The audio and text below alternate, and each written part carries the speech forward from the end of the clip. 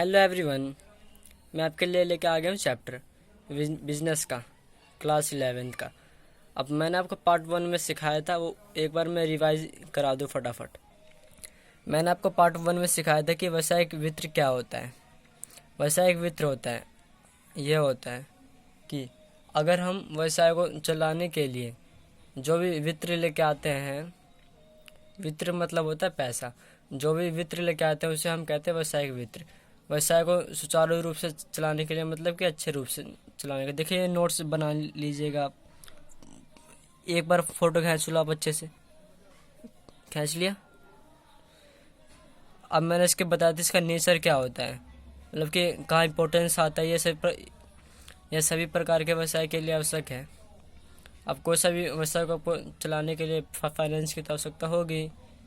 अब मैंने इसका महत्व बताया था क्या होता। इसका महत्व ये होता है, यह व्यवसाय की स्थापना के लिए आवश्यक है। अब आपको व्यवसाय की स्थापना करना है तो उसके लिए पैसे की आवश्यकता होगी, वही है। अब मैंने आपको बताया था कि वित्तीय आवश्यकताएं 3 प्रकार के होते हैं। एक दीर्घकालीन वित्तीय आवश्यकता है, दूसरा मध्यकालीन वित्तीय आवश्यकता है, तीसरा अल्पकालीन वित्तीय आवश्यकता है। आपको ये अच्छे से समझना है तो मेरे क्लास 11th के बिजनेस सिलेबस के चैप्टर नंबर 7 का पार्ट 1 का वीडियो देख लीजिएगा, ठीक है गाइस। अब मैं पार्ट 2 चालू करने जा रहा हूँ। अब इसमें मैं आपको बताऊंगा कि ओनर फंड कितने प्रकार के होते हैं। वैश्विक वित्त के स्रोत चैप्टर का नाम है। चैप्टर आपका ये बिजनेस का चैप्टर नंबर 7 है, ठीक है गाइस। अब मैं आपको बताता हूँ कि स्वामित्व के दृष्टिकोण से वित्त के विभिन्न स्रोतों को निम्न 2 भागों में बांटा गया है। पहला, स्वामित्व फंड मतलब ओनर फंड।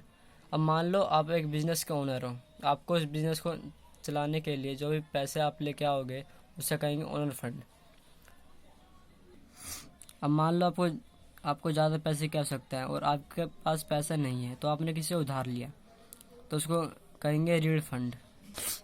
अब मैं आपको बताता हूँ वैश्विक वित्त के स्रोत, मतलब कि कहाँ कहाँ से पैसा मंगाया जा सकता है और कितने समय के लिए मंगाया जा सकता है, ठीक है। आपका पहला पॉइंट है दीर्घकालीन वित्तीय के लिए, मतलब कि फॉर लॉन्ग टर्म फाइनेंस, मतलब कि 10 साल से ऊपर के लिए जो पैसा मंगाया जाता है उसे कहते हैं दीर्घकालीन वित्तीय आवश्यकता है, ठीक है। अब इसमें पहला पॉइंट आपका है समतांश। आपको इन सब की मैं वीडियो बता दूंगा, पहले आप इसको नोट कर लो। एक फ़ोटो खींच लो, अच्छे से खींच लिया। अब इसका दूसरा पॉइंट है समतांश। ये आपके कंपनी का एक छोटा सा, आपके पूरी कंपनी के संपत्तियों को मिलाकर जो उसका छोटा सा भाग आता है उसे कहते हैं समतांश। अभी मैं आपको अच्छे से बता दूंगा नेक्स्ट वीडियो में, ठीक है गाइस। अब पूर्वाधिकार अंश, यह भी आपको सबको बता दूंगा। तीसरा ऋण पत्र, मतलब कि डिवेंचर। लाभों का प्रतिधारित लाभ, मतलब कि रिटेन अर्निंग। विशिष्ट वित्तीय संस्थाएं। अब पहला आपको मैं बताता हूँ समतांश क्या होता है। सबसे पहले कंपनी समतांश जारी करती है और जो भी व्यक्ति समतांश को खरीदता है उसे कहते हैं समतांशधारी, ठीक है गाइस। समतांशधारी कंपनी के ओनर होते हैं, मतलब मालिक होते हैं। इन्हें प्रबंधन में भाग लेने का अधिकार होता है। अब पूर्वाधिकार अंश धारी, ये कंपनी के मालिक तो होते हैं पर इन्हें सामान्य परिस्थितियों में मैनेजमेंट में भाग लेने का अधिकार नहीं मिलता। ऋण पत्र, ऋण पत्र कंपनी के लिए एक लोन होता है और इसके बदले में कंपनी अपने संपत्तियां गिरवी रखवाती है। प्रतिधारित लाभ, मतलब कि मान लो आपको कंपनी में कुछ फ़ायदा हुआ और उस कंपनी ने उस लाभ का कुछ % बचा के रख लिया तो उसको कहेंगे प्रतिधारित लाभ, मतलब रिटेन अर्निंग। विशिष्ट वित्तीय संस्थाएं। अब मान लो आपको पैसे की आवश्यकता है तो उसके लिए स्पेशल फाइनेंशियल इंस्टीट्यूशन बनाया गया है, वहाँ से आप पैसे ले सकते हैं और यहाँ ब्याज भी आपको और जगह से कम देना पड़ता है और ये 10 साल से ऊपर के लिए लोन होता है, क्योंकि ये दीर्घकालीन वित्त के लिए है ना, फॉर लॉन्ग टर्म फाइनेंस, इसलिए 10 साल से ऊपर के लिए लोन होता है। दूसरा मध्यकालीन वित्त के लिए, मतलब कि फॉर मीडियम टर्म फाइनेंस, मतलब कि 1 साल से ऊपर और 10 साल से नीचे के लिए जो भी पैसा हम मंगाते हैं या किसी से उधार लेते हैं या खुद पैसा लेके आते हैं, उसको हम कहते हैं मध्यकालीन वित्त आवश्यकताएं। ऋण पत्र, ऋण पत्र के बदले में कंपनी को अपने लाभ का कुछ परसेंट देना पड़ता है और वो फिक्स होता है कि कितना परसेंट कंपनी देगी। पूर्वाधिकार अंश, यह कंपनी के मालिक तो होते हैं, इन्हें पर प्रबंधन में भाग लेने का अधिकार नहीं होता। जन निक्षेप, मतलब कि एक कंपनी जनता से खुद पैसे मंगाती है तो उसे जन निक्षेप कहते हैं। व्यापारिक बैंक, अब बिजनेस के लिए भी एक बैंक बनाया गया है जहाँ से हम लोन उठा सकते हैं। ऐसी संस्था है जो सरकार द्वारा नियुक्त की गई है कि हम वहाँ से बिजनेस करने के लिए पैसे उठा सकते हैं, उसे व्यापारिक बैंक कहते हैं। ठीक है, अब आपको मैं सिखाता हूँ short term finance. Short term finance का अर्थ है मतलब कि 1 साल से नीचे के लिए जो भी हम वित्त उधार लेते हैं उसे कहते हैं हम अल्पकालीन वित्त आवश्यकताएं। आपका पहला है वाणिज्य बैंक, मतलब कमर्शियल बैंक, यहाँ से हम पैसे मंगा सकते हैं और ये हमें बहुत सारी फैसिलिटीज़ प्रदान करती है, जैसे ओवरड्राफ्ट। मान लो आपकी बैंक में इमेज अच्छी है तो बैंक आपको अधिक पैसे निकालने के लिए आज्ञा देती है। मान लो आपके बैंक में 20,000 रुपये हैं और आपने चेक जारी कर दिया 40,000 का। अगर आपके बैंक में गुडविल अच्छी होगी, मतलब साख बढ़िया होगी, तो आप बैंक आपका चेक ऑनर कर देगी, डिसऑनर नहीं कर देगी। मतलब ऑनर का मतलब होता है बैंक उसे जारी कर देगी, उसे आपने जिसको चेक दिया है उसको पैसा दे देगी। डिसऑनर का मतलब होता है कि बैंक उस बंदे को पैसा नहीं देगी। ठीक है, अब कैश क्रेडिट, मतलब नकद साख। अब मान लो आपने कुछ खरीदा और उस समय आपके पास पैसा नहीं है, आपके बैंक में गुडविल अच्छी है, तो बैंक आपको कैश नगद साख की भी सुविधा देती है। ठीक है, अल्पकालीन ऋण, अब 1 साल के एक साल के अंदर के लिए हमने बैंक से कुछ पैसा उठाया तो उसको हम कहेंगे अल्पकालीन ऋण, और इसके बदले में हमको कुछ इंटरेस्ट पे करना पड़ता है। अब है व्यापारिक साख, मान लो आपने ज़्यादा मात्रा में कुछ मंगाई तो आपको ट्रेड क्रेडिट की भी सुविधा मिलती है। अंत कंपनी जमा है, इंटर कॉर्पोरेट डिपॉजिट। ये आपका टॉपिक बहुत लंबा और ये इम्पोर्टेंट भी है, इसको मैं बाद में बताऊंगा। ठीक है गाइस, आइए अब मैं आपको किताब में से कुछ बताता हूँ कि समतांश क्या होता है, अच्छे से एक्सप्लेन कर देता हूँ पूरा। ठीक है गाइस, देखिए लिखा हुआ है, समता अंश का दीर्घकालीन वित्तीय साधन के रूप में अध्ययन करने से पूर्व अंश शब्द का अर्थ भली प्रकार समझना जरूरी है। मतलब कि इसे आप लंबे समय के लिए उपयोग करते हो उसे समतांश कहते हैं। आइए आगे बताता हूँ। जो पूंजी को निर्गमित करके एकत्रित की जाती है, मतलब कि उधार देकर, उसे अंश पूंजी कहते हैं। प्रत्येक कंपनी के पार्षद सीमा नियम, मतलब कि पार्षद सीमा नियम में अंश निर्गमित करके प्राप्त की जाने वाली पूंजी की अधिकतम राशि की जानकारी दी जाती है। अब पार्षद सीमा नियम आपका ये एक सरकार द्वारा जारी हुआ है कि आप वहाँ से पहले आपका कंपनी रजिस्टर होगी, उसके बाद आपको शेयर इशू करने की सुविधा प्राप्त होगी। ठीक है,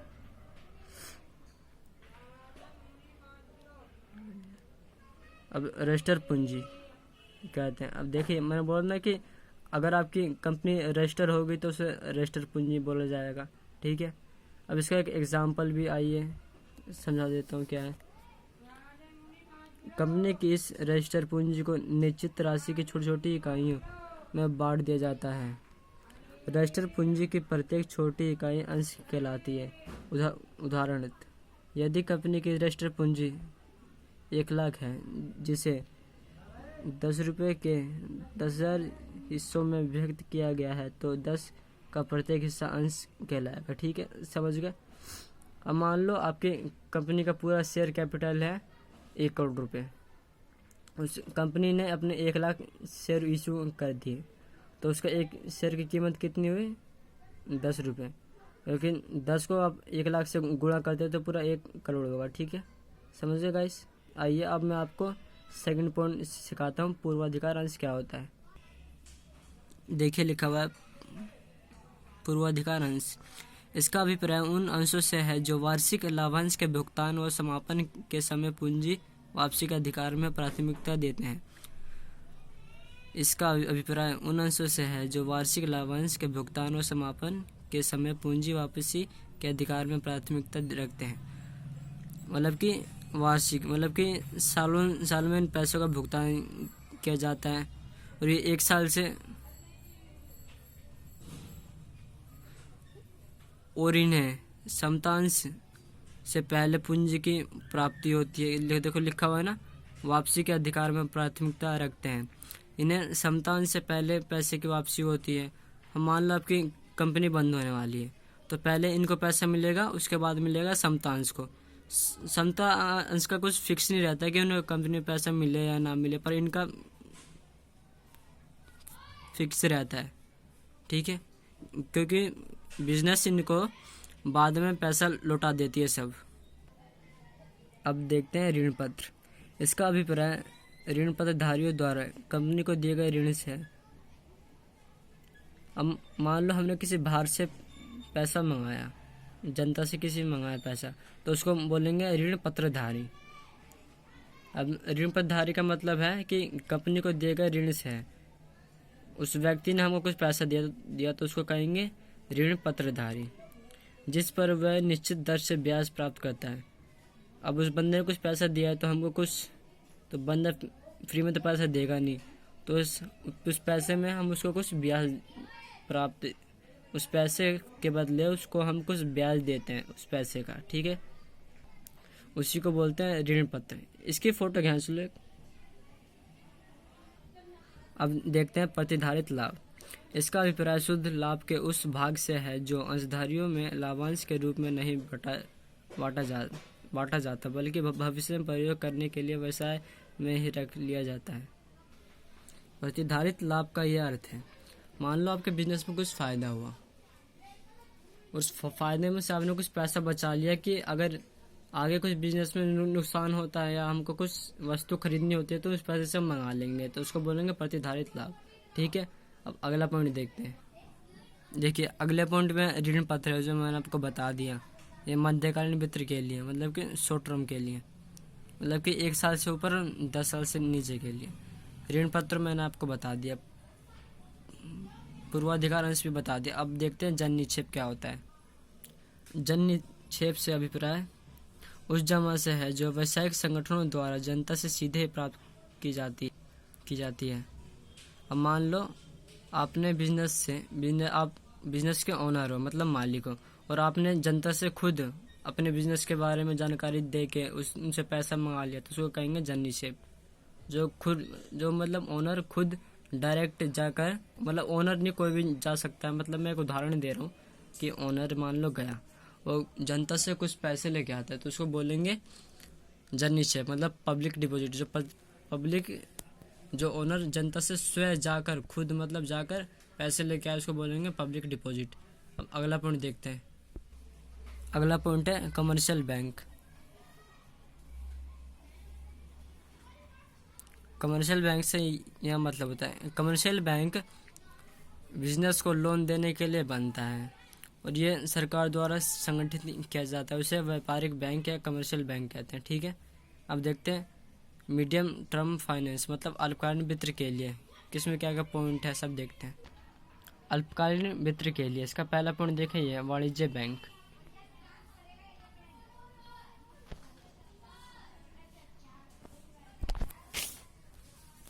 वाणिज्य बैंक अल्पकालीन वित्त जो प्राप्त का एक प्रमुख साधन है। देखिए आपको बता दो कि वाणिज्य बैंक क्या होता है। वाणिज्य बैंक अल्पकालीन वित्त प्राप्त करने का एक प्रमुख साधन है, मतलब कि छोटे समय के लिए वित्त प्राप्त करने का एक अच्छा साधन है। इतना ही नहीं, बल्कि वाणिज्य बैंक मध्यकालीन वित्त प्राप्त करने में भी सहायक है। मतलब कि मध्यकालीन मतलब 1 साल से ऊपर और 10 साल से नीचे के लिए भी वित्त वाणिज्य बैंक दे सकता है। वाणिज्य बैंक पर्याय अग्रलिखित प्रकार से व्यवसाय में मदद करता है। मतलब कि वाणिज्य बैंक बहुत तरीकों से व्यवसाय को बढ़ाने में मदद करता है। अग्रलिखित मतलब अनेकों तरीके से, ठीक है। अब देखते हैं अगला पॉइंट इसका। वाणिज्य बैंक का अगला पॉइंट है, पहला पॉइंट है अधिविकस ओवरड्राफ्ट। अधिविकस क्या यार हिंदी में लिखा हुआ है, देखो ओवरड्राफ्ट पढ़ लो, ठीक है। देख लो, अभी मैं बता दूंगा मीनिंग क्या होता है। अधिविकस है ना, अधिविकस मतलब ओवरड्राफ्ट, ठीक है गाइस। ओवरड्राफ्ट का अर्थ है इसके अंतर्गत बैंक अपने ग्राहकों को उसके चालू खाते में से उसमें उन राशि से अधिक राशि निकालने की अनुमति प्रदान करती है जितना राशि खाते में जमा राशि से अधिक निकालनी जाती है, उसे अधिविकस कहते हैं। इसमें टफ लैंग्वेज लिखे थे, मैं आपको सिंपल लैंग्वेज बता देता हूँ, वो लिख कर देना, पूरे नंबर मिल जाएंगे आपको, ठीक है गाइस। देखिए, अब मान लो आपके बैंक में 10,000 रुपये हैं और आपकी बैंक से जान पहचान अच्छी है। आपने बैंक से पहले कुछ लोन उठाया होगा और उस लोन आपने मतलब कि टाइम से पहले पे कर दिया होगा, तो आपकी गुडविल बैंक में अच्छी होगी। तो उसके बदले में बैंक आपको सुविधा प्रदान करती है ओवरड्राफ्ट की। आपके बैंक में 10,000 रुपये हैं और आपको चाहिए 20,000 रुपये, और आपने 20,000 रुपये निकालने के लिए बैंक में अप्लाई किया। अगर आपकी साख अच्छी होगी, मतलब कि गुडविल अच्छी होगी, तो बैंक आपको 20,000 रुपये दे देगी, पर उस 10,000 रुपये एक्स्ट्रा के बदले में बैंक आपसे कुछ इंटरेस्ट लेगी, जो बहुत छोटी मात्रा में होगा, ठीक है गाइस। अब देखते हैं अगला पॉइंट है नगद साख। अब देखते हैं बुक में इसको, किताब में आपके ये पॉइंट है, ये इसे मैंने अपने आप बनाया था। देखिए, अब मैं बताता हूँ ये क्या होता है। आप लिख के आ जाना, पूरे नंबर मिल जाएंगे आपको, ठीक है गाइस। अब मैं बताता हूँ आपको ये नगद साख क्या होता है। नगद साख का ये अर्थ है, मान लो आपने कुछ बैंक से कुछ पैसे पे किए, है ना, तो बैंक आपको उस समय कुछ सुविधा प्रदान करती है कि आपको इतने % डिस्काउंट दे रहे हैं, तो उसको कहेंगे नगद साख, ठीक है गाइस। अब इसका अगला पॉइंट है अल्पकालीन ऋण। मतलब कि छोटे समय के लिए वाणिज्य बैंक हमको ऋण देता है। अभी मैंने आपको दिखाया, छोटे समय के लिए मतलब 1 साल से अंदर के लिए। अब पर्याय बिलों को भुनाना, मतलब कि डिस्काउंटिंग ऑफ बिल रिसीवेबल। अब मान लो आपका एक बिल रखा हुआ है और आपको वो 1 महीने बाद बिल को डिस्काउंट कराना किसी व्यक्ति से, और आप उस बिल को बैंक में जाकर डिस्काउंट करा सकते हो, पर बैंक उस बिल के बदले में कुछ आपसे इंटरेस्ट लेगी। उस बिल का अमाउंट जितना है ना, उसमें से कुछ इंटरेस्ट लेगी, उसको क्या कहते हैं हम, डिस्काउंटिंग ऑफ बिल रिसीवेबल, मतलब कि प्राप्य बिलों को भुनाना, ठीक है गाइस। समझ गए डिस्काउंटिंग ऑफ बिल क्या होता है। अब व्यापारिक साख ट्रेड क्रेडिट क्या होता है, आइए इस पॉइंट को बुक में देखते हैं। ये पॉइंट तो बुक में है। व्यापारिक साख व्यवसाय में उधार क्रय विक्रय की सुविधा उपलब्ध होती है। उधार क्रय एक ही तरह का अल्पकालीन वित्त साधन होता है। इसके अंतर्गत माल का उधार क्रय करके उससे तुरंत प्रयोग में लाया जाता है। अब आपके बिजनेस में उधार की सुविधा होती है, तो उसको कहते हैं ट्रेड क्रेडिट। अब इतना लिख के आ जाना है कि किसी भी व्यवसाय की अच्छी पहचान के लिए व्यवसाय उपभोक्ताओं को उधार में सामान बेचती है, उससे कहते हैं हम ट्रेड क्रेडिट, ठीक है। आप एक बार पॉइंट पढ़ लेते हैं क्या क्या लिखा हुआ है, मतलब, ठीक है। व्यवसाय में उधार क्रय विक्रय की सुविधा उपलब्ध होती है, मतलब बिजनेस में उधार की सुविधा उपलब्ध होती है। उधार क्रय एक ही तरह का अल्पकालीन वित्तीय साधन होता है, मतलब कि अल्पकालीन वित्तीय मतलब कि शॉर्ट टर्म के लिए होता है। 1 साल के अंदर इसका अमाउंट पे करना होता है, मतलब किसका भुगतान करना होता है, उसको पैसे देने होते हैं बिजनेस को। इसके अंतर्गत माल का उधार क्रय करके उसे तुरंत प्रयोग में लाया जाता है।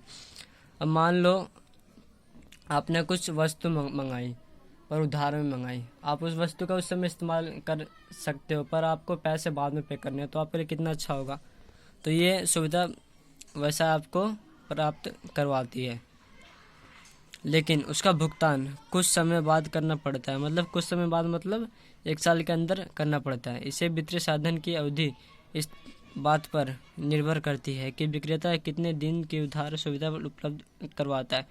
अब मान लो लोग, जनता की मर्जी होती है, वो एक महीने में चुका सकते हैं पैसे, तो वो 1 साल के लिए, एक महीने के लिए हो सकता है, 2 में तो 2, नहीं तो 3 में तो 3 महीने, वरना 1 साल से ऊपर नहीं होता, क्योंकि 1 साल के अंदर इसको पे करना पड़ता है। उसी को बोलते हैं व्यापारिक साख। आइए इसका अगला पॉइंट देखते हैं। अंतः कंपनी जमा है, मतलब inter corporate deposit, ICD. ICD का अर्थ है कि एक कंपनी दूसरे कंपनी को उधार सुविधा प्राप्त करवाती है, उसे कहते हैं आईसीडी, और इसके बदले में पहली कंपनी उनसे कुछ इंटरेस्ट लेती है, उसे कहते हैं अंतः कंपनी जमा। मतलब कि एक कंपनी द्वारा दूसरे कंपनी को ऋण की सुविधा उपलब्ध करवाना अंतः कंपनी जमा कहलाती है। ठीक है गाइस, और ये ब्रोकर के द्वारा होता है। ब्रोकर मतलब बिचौलिया। ठीक है गाइस, एंड नमस्ते, गुड मॉर्निंग। अगर आपको वीडियो पसंद आई हो तो इस वीडियो को लाइक कर देना एंड कमेंट शेयर एंड फैला देना। वीडियो को लाइक तो कर ही देना यार। ठीक है, नमस्ते, bye bye and good morning.